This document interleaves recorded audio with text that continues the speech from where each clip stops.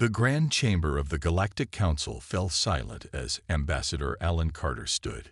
His blue uniform, adorned with Earth's planetary emblem, was crisp and formal. The 60-year-old diplomat's face remained calm, but his eyes betrayed a deep weariness. "Representatives of the Galactic Council," he began, voice steady. "It is with regret that I inform you that as of this moment, Earth and all human colonies officially withdraw from these negotiations." The word hung in the air for 3 heartbeats before chaos erupted. The circular chamber, home to representatives from 27 spacefaring civilizations, dissolved into a cacophony of translated shouts and protests. The towering Salon Prime representative, Zervex, raised all 4 of her limbs to call for order. Her translucent skin pulsed with agitated blue light patterns. "Ambassador Carter, this is most unexpected," she said once the noise subsided. "We were making progress on the trade route agreements. Surely we can address any concerns your government has." Carter shook his head slightly. "For 3 standard cycles, we have attempted good faith negotiations. For 3 cycles, human concerns have been dismissed, our concessions taken without reciprocation, and our security guarantees ignored." Beside him, his aide Olivia Martinez gathered their data tablets. Her movements were efficient, practiced. They had prepared for this moment for weeks. The Drelxan representative, a small reptilian being named Saf, leaned forward. "The Council recognizes that certain compromises are necessary from newer members. Humanity has only been part of galactic society for 80 years. Some patience is required." "Patience is not the issue," Carter replied. "Last week, your military vessels conducted exercises near the Adams colony. The week before, tariffs on human goods were raised without consultation. And yesterday, our request for access to the historical archives was denied without explanation." The usually silent Vorathi delegation stirred. Their crystalline forms caught the chamber's light as their spokesperson addressed the room. "We warned that humans required special handling. They are impulsive and emotional. Perhaps this demonstrates our concerns were valid." Carter's jaw tightened. This was exactly the kind of dismissive attitude that had pushed Earth to this decision. "I have been instructed to inform the Council that human space is now closed to all non-emergency traffic until further notice. Our military forces will enforce this directive," he said. The word military sent another wave of alarm through the chamber. Despite being newcomers to interstellar travel, humans had proven remarkably innovative in adapting their technologies. Several recent skirmishes with pirate fleets had demonstrated human combat capabilities in ways that made older species uncomfortable. "This is outrageous," bellowed the Krell ambassador, his massive form rising from a reinforced seat. "Are you threatening the Council?" "Not at all," Carter replied. "We are simply protecting our interests since this body has proven unwilling to do so fairly." The human delegation began moving toward the exit. Council security personnel shifted nervously but made no move to stop them. Zervex made one final attempt. "Ambassador, please, perhaps a recess would be beneficial. We can reconvene after a cooling period." Carter paused at the doorway. "My government's decision is final. If the Council wishes to establish new talks on equal footing, you know how to reach us." As the doors closed behind the humans, the chamber exploded into frantic discussions. Emergency communications raced across the galaxy. Markets began to fluctuate within minutes as the news spread. In the private shuttle returning to the human embassy, Carter finally allowed his shoulders to slump. "Do you think they'll actually listen now?" Martins asked, looking out at the gleaming spires of the Council capital. "They'll have to," Carter replied. "The question is whether they'll try to talk or try to threaten. Either way, Earth is ready." The shuttle accelerated away from the Council tower, leaving behind a diplomatic crisis that would reshape galactic politics forever. News of humanity's withdrawal from the Galactic Council spread across settled space with unprecedented speed. Within hours, economic markets from the core worlds to the outer rim began to show signs of instability. Human trade goods, which many worlds had come to depend on, suddenly faced uncertain futures. On Trillex Prime, the massive trading hub at the crossroads of three spiral arms, prices for Earth coffee beans tripled by midday. Merchants who specialized in human art, music, and fashion found themselves surrounded by buyers willing to pay premium rates for what might soon become rare commodities. "This is worse than we anticipated," said Councillor Jexta, the Pleiadian representative, during an emergency session. "Human resources and manufacturing capabilities have become deeply integrated into our economies over the past decades." The council chamber, normally orderly and procedural, had taken on the atmosphere of a crisis center. Advisors rushed between representatives, delivering updates and analysis reports. Several seats remained conspicuously empty. The delegates from worlds with strong human ties had been recalled for urgent consultations. Far from the council world, human colonies increased their defensive preparations. On New Montana, the fourth largest human settlement, Governor Susan Patul reviewed security protocols with her military advisors. "The orbital defense grid is at full capacity," reported General Richard Barnes. "The Third Fleet has repositioned to protect our supply lines, and civilian traffic is being monitored for unusual patterns." Patel nodded. "And the non-human residents? Some concern, but no incidents. Most of them have lived here for generations. They're as worried as we are." Back on Earth, intelligence analyst Jack Rivera studied incoming data at the North American Defense Command. His screen displayed movement patterns of non-human vessels near human space. "Sir, we're detecting increased military activity in the Procyon sector," he reported to Admiral Kimberly Wright. "The Drelixan have mobilized their reserve fleet." The Admiral studied the holographic display. "Defensive positions or offensive? Unclear, but they've moved closer to the Weber colony trade route than normal protocols allow." Wright's face remained impassive, but her eyes narrowed. "Keep monitoring. And check if any other species are coordinating their movements." Meanwhile, diplomat Nicole Walsh sat in a dimly lit room in a neutral space station. Across from her, the Trillaxian Trade Minister Zor waited patiently. Both knew the risk they were taking with this unauthorized meeting. "My government wants to understand humanity's true intentions," Zor said, his feathered crest rising slightly. "Is this withdrawal permanent or a negotiating tactic?" Walsh chose her words carefully. "Earth has genuine grievances with Council policies, but we value our relationship with Trillax. Your world has been fair in its dealings with us. Some Council members are pushing for sanctions against human worlds," Zor admitted. "Others suggest military containment might be necessary." "That would be unwise," Walsh replied evenly. "We withdrew from talks, not from peaceful relations. Aggressive moves would only validate those who believe the Council never intended to treat humanity as equals." Their conversation was interrupted by a priority alert on Walsh's secure communicator. She read it quickly, her expression darkening. "What is it?" asked Zor. "A human outpost in the Ta-Ceti system just reported weapons fire. A Council patrol vessel and a human defensive ship have exchanged shots." Zor's crest flattened in alarm. "Was anyone hurt?" "Minor damage only, but this changes everything." Walsh stood, gathering her materials. "I need to report this immediately." As she left, Zor sat alone, contemplating the implications. The Galactic Council had existed for 12,000 years, maintaining peace among diverse species. But humanity had always been different, adaptable, unpredictable, and unusually resourceful for such newcomers to interstellar politics. The question that troubled most Council species now seemed more urgent than ever. What would these humans do next? Commander Frank Miller stood on the bridge of the EDF Resolute, watching as his crew prepared the massive vessel for departure. The flagship of Earth's Third Fleet was an impressive sight. 2 kilometers of advanced technology and firepower that had been built using both human ingenuity and carefully adapted alien concepts. "All systems report ready, Commander," said Lieutenant Grace Wilson from the operations station. "We can depart within 15 minutes." Miller nodded, his weathered face betraying little emotion despite the gravity of their orders.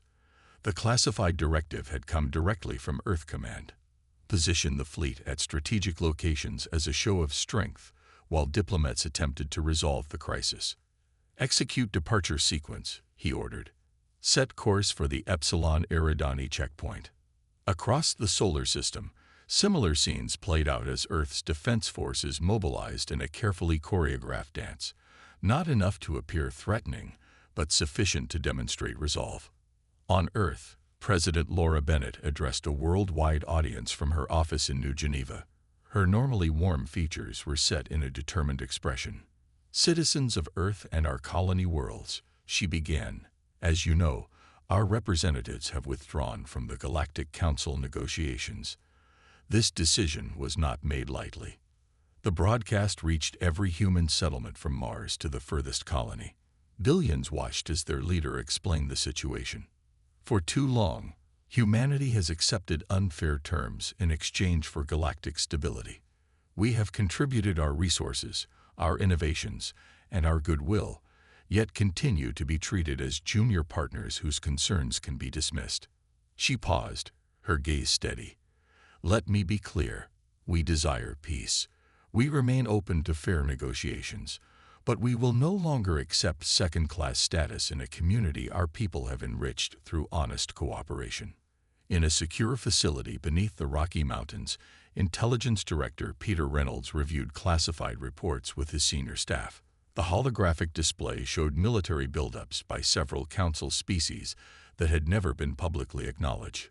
"The Vorathi have been constructing these weapon platforms near our trade routes for months," Reynolds explained, highlighting several locations. "They claimed they were scientific outposts, but our deep scans show offensive capabilities." Analyst Julie Ramirez pointed to another sector.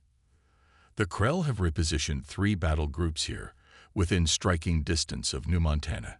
They're still in their territory, but the pattern is concerning." Reynolds sighed. "This is why we withdrew. They've been preparing for potential conflict while talking peace." On the colony world of Liberty, Governor Daniel Hayes faced a different challenge. As the smallest official human settlement, Liberty depended on regular supply shipments and technical support.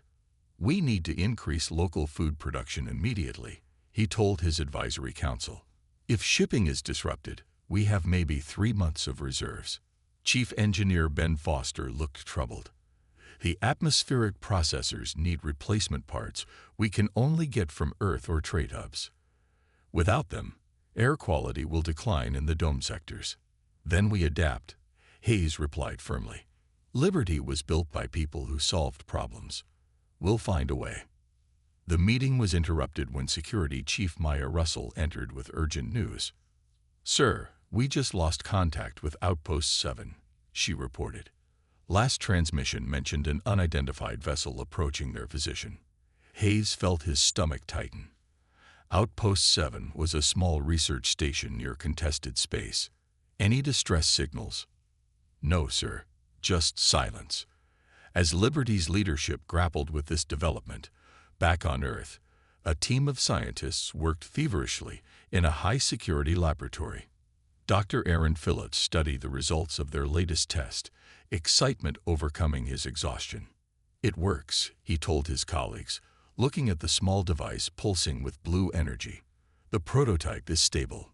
The team had been developing technology based on principles that even the oldest council races hadn't mastered. If successful, it would change the balance of power throughout known space. The question was whether they would complete their work before diplomacy failed entirely. The Great Hall of the Galactic Council had never been so crowded. Representatives from all member species had been summoned for an emergency session. Even races that typically sent only junior delegates had dispatched their highest officials. The rising tiers of seating were filled with beings of every imaginable form: crystalline, gaseous, silicon-based, and dozens of variations of carbon-based life. High Elder Voxaran of the Melberry, one of the founding races of the Council, called the session to order.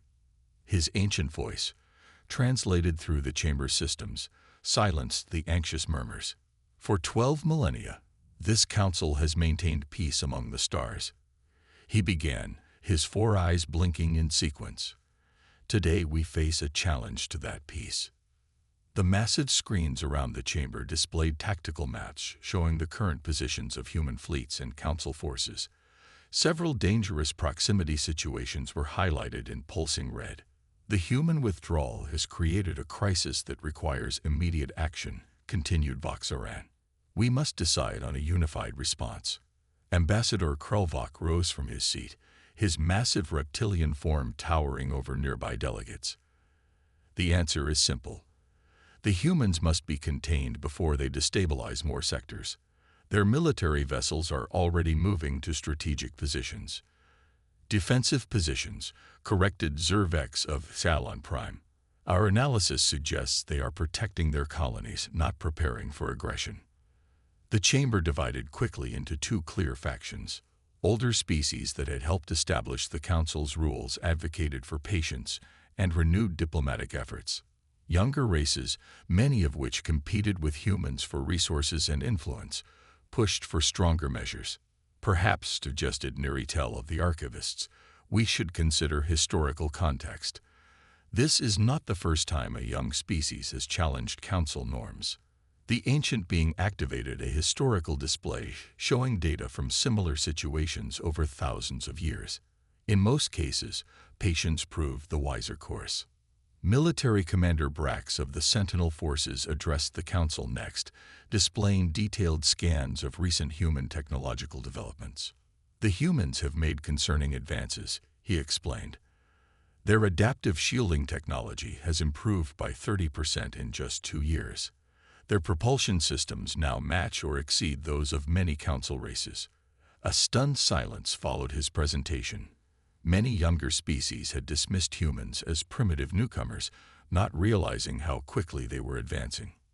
How is this possible? Demanded the Vorathi representative. They have been in space for less than a century. Before anyone could respond, the chamber doors opened unexpectedly. Ambassador Samantha Powell of Earth entered, flanked by 2 assistants. Her unauthorized appearance created immediate uproar. Point of order, shouted several representatives. High Elder Voxaran raised his hand for silence. Ambassador Powell, this is most irregular. Earth has withdrawn from these proceedings. Powell walked calmly to the central speaking position. I come not to rejoin the council, but to deliver a message. She activated her own data device, displaying evidence of weapons installations and military buildups by several council races near human territories, all predating Earth's withdrawal. For years, many of you have been preparing for conflict while speaking of peace, she stated clearly. Despite this, Earth offers one final diplomatic option. She outlined specific terms: fair trade agreements, equal access to historical archives, and mutual security guarantees. You have 48 standard hours to respond, she concluded. As Powell turned to leave, a shot rang out from the upper gallery. Security forces moved instantly, shielding delegates and identifying the source. An aide to one of the more militant representatives had fired an energy weapon. The shot had missed Powell but struck a support column. In the chaos that followed, ancient counselor Tethra of the Centauri activated an emergency protocol that had not been used in 3,000 years. A golden light enveloped the chamber, freezing all weapons systems and communications. We stand at the precipice, the elder announced, voice cutting through the panic. The next few hours will determine whether we find a path to peace or begin a war that will consume 1,000 worlds. As security forces removed the would-be assassin, delegates returned to their seats, now facing a decision more urgent than any in recent memory. Military vessels from a dozen species took up positions near key strategic locations throughout known space. The elegant Callan ships with their crystalline hulls glided alongside the more practical, blocky designs of the Krell. Despite their different appearances, they shared a common purpose: preparing for potential conflict with humanity. Captain Irene Foster of the EDF Dauntless observed the growing fleet from a safe distance. Her ship maintained position near the Henderson colony's main supply route, close enough to monitor, but not so near as to provoke. "They've added another 12 vessels in the last 6 hours," reported her sensor officer, Ryan Kelly. "Mostly medium cruisers, but there are 2 Dreadnought-class ships now." Foster studied the tactical display with a calm that belied her concern. The Council forces outnumbered her patrol group 3-1. If hostilities began, they would need to rely on superior tactics rather than firepower. "Any word from command?" she asked her communications specialist. "Nothing new, Captain. Just maintain position and avoid provocations." Meanwhile, on the shared colony world of Harmony, a different kind of crisis unfolded. Established as a cooperative settlement between humans and 3 other species, Harmony had been a symbol of successful coexistence. Now that peace threatened to collapse, Governor Paul Reed addressed an emergency meeting in the colony's main gathering hall. Faces of various species, human, Trelaxian, Melberry, and Caslin, looked back at him with concern. "Food shipments from both Council space and human territories have been delayed," he explained. "Our current supplies will last 3 weeks at most." Unease spread through the crowd. A Melberry elder rose to speak. "Many Council citizens wish to depart before conditions worsen. We request transport." "And go where?" asked the human colonist. "The shipping lanes are filling with military vessels. Civilian transport isn't safe anywhere." Back on Earth, the scientific team led by Dr. Aaron Phillips presented their breakthrough to military leadership. The small device on the table seemed unremarkable. A simple cylinder with pulsing blue light. "What we're looking at," Phillips explained, "is a completely new approach to faster-than-light communication. Current galactic technology requires quantum relays spaced throughout travel routes. This device bypasses that need entirely." Admiral Wright leaned forward. "And the military applications? Immediate communication with all our forces regardless of distance. Coordination that Council forces couldn't match or intercept. How soon can it be deployed?" Phillips hesitated. "We've only tested it at short range. System-wide deployment would take weeks." The Council's political maneuvering intensified as the ultimatum deadline approached. Internal divisions became more pronounced as several species broke from the majority position. "The Trelaxians have announced they won't support sanctions against human worlds," reported an aide to the Xalon Prime delegation. 3 other trading powers have made similar statements.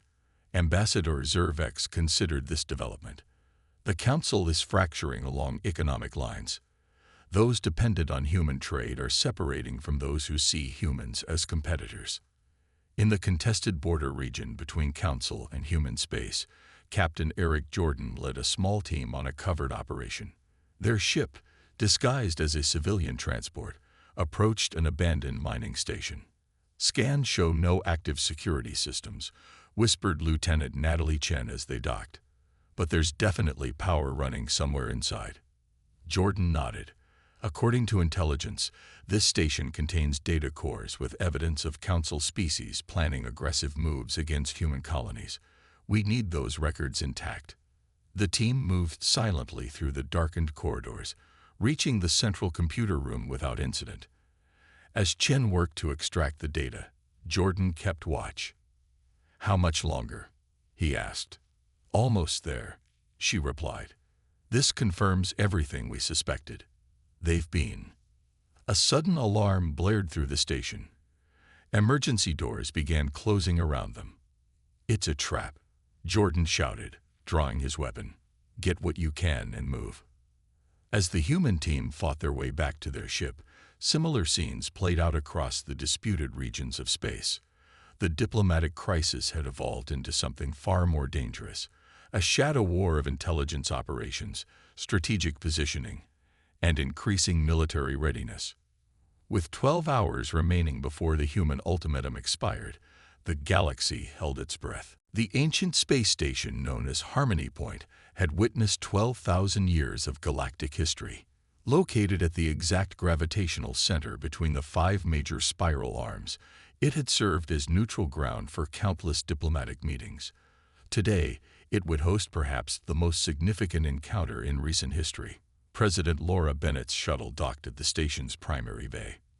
Despite recommendations against it, she had insisted on coming personally. Some risks demanded the highest authority.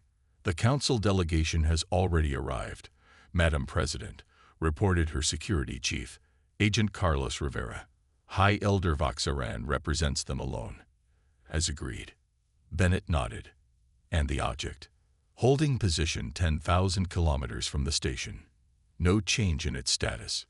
She took a deep breath and stepped through the airlock.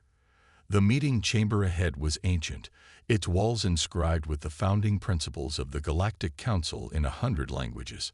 High Elder Voxaran waited, his 4 eyes regarding her with unreadable alien emotion. "President Bennett," he acknowledged. "These are unusual circumstances for first contact between leaders." "Crisis often creates opportunity, Elder," she replied, taking the seat across from him. "We have much to discuss and little time." Before they could continue, both received alerts from their respective commands. The mysterious object had begun transmitting on all frequencies.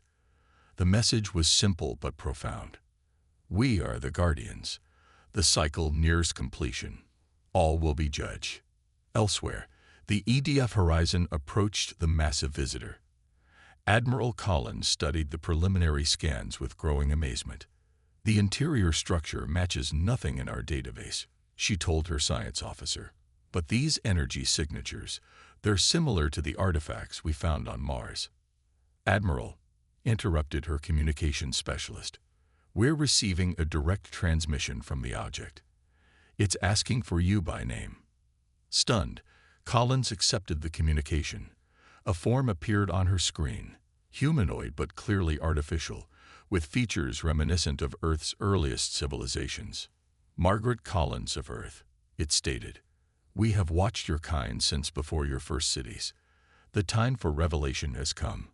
At the emergency council session, the data recovered by Captain Jordan was presented by Ambassador Powell. The chamber fell into shocked silence as the information displayed. "These records confirm that certain founding members of the Council discovered Earth 50,000 years ago," Powell explained. "They found primitive humans and something else, technology from an even older civilization." Commander Brax rose in objection. "This is fabrication. No such contact occurred." "The records are authentic," countered Elder Tethra, surprising everyone. "I have accessed the sealed archives. Humanity was indeed visited, and certain genetic modifications were made by our ancestors. Modifications forbidden by our oldest laws." The revelation spread quickly across both human and council communications networks. Ancient secrets, kept hidden for millennia, now exposed in a moment of crisis.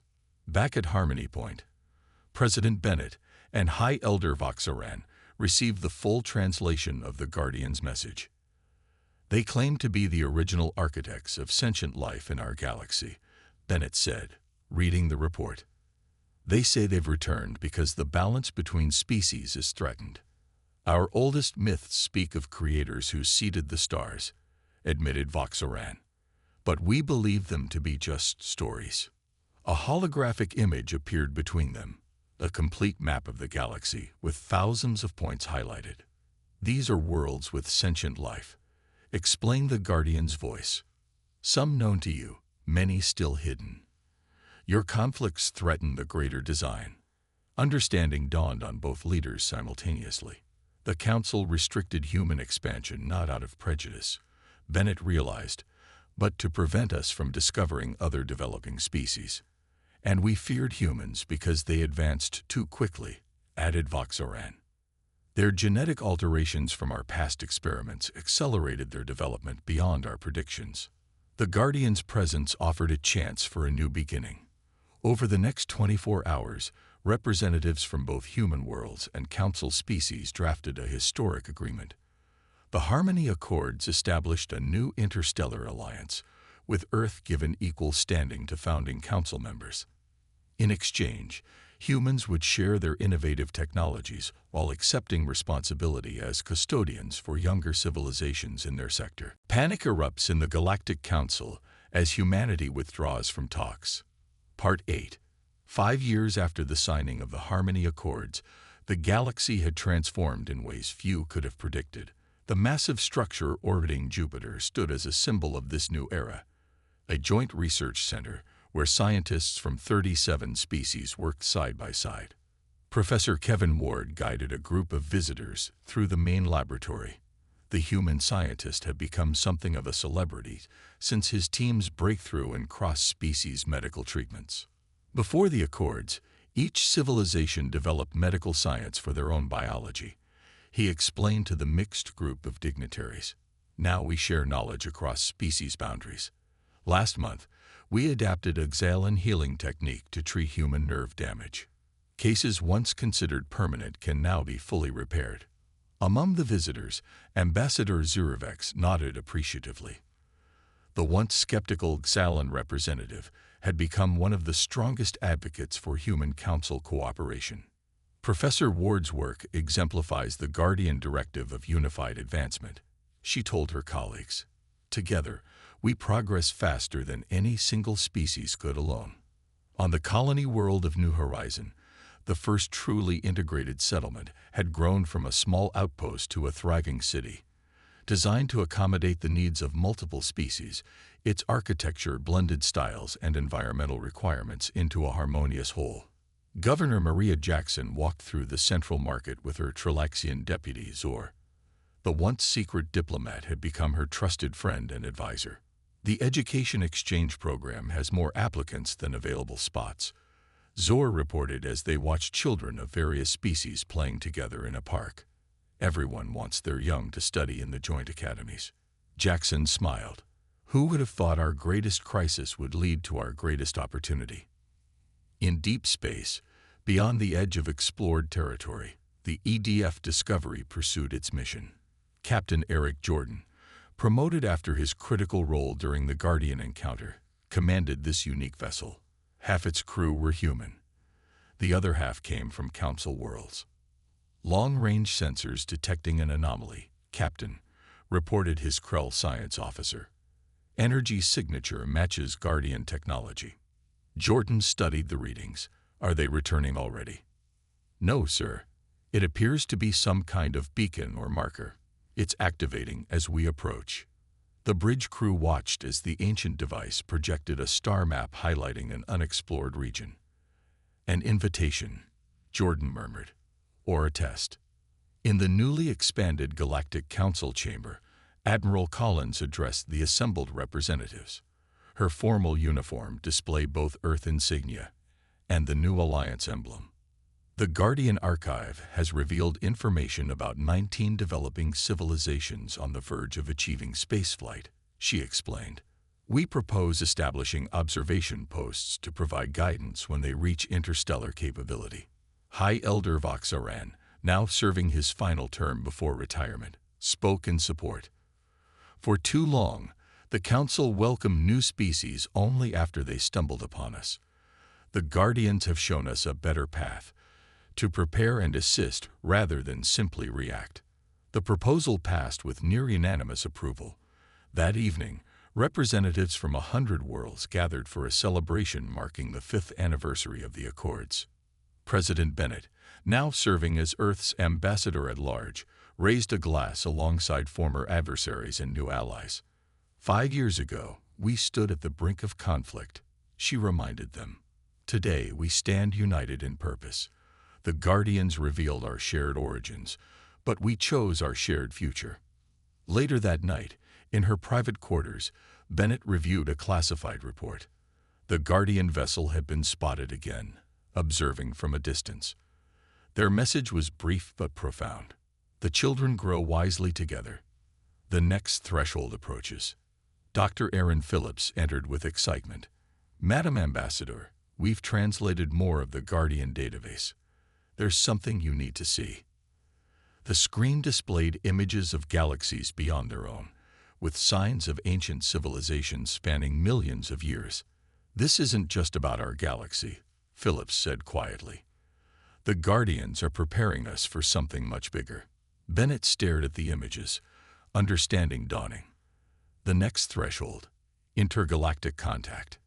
As news of humanity's withdrawal from talks had once caused panic in the Galactic Council, This new revelation would soon set the unified alliance on an even greater journey, one that would take them beyond the stars they knew, into a universe more vast and connected than any had imagined.